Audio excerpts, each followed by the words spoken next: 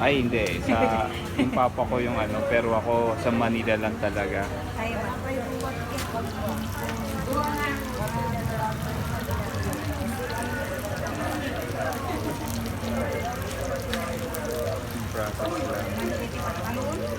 Yan. Native.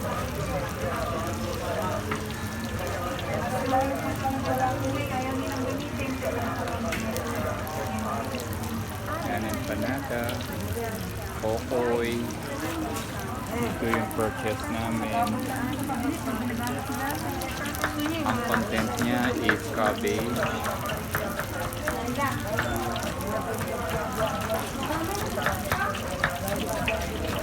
Sinachop nila.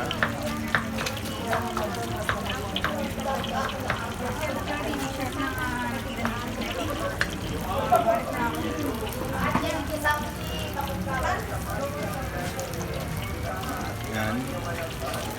May konting seasoning and garlic, I think. ayan sa pagluto. Yan, pagluto. Gulay, longganisa, itlog. And there you go. Yan na siya.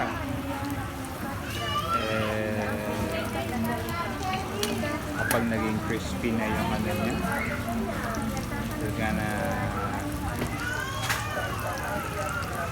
kukuhain and then liligay doon. Okay, thank you.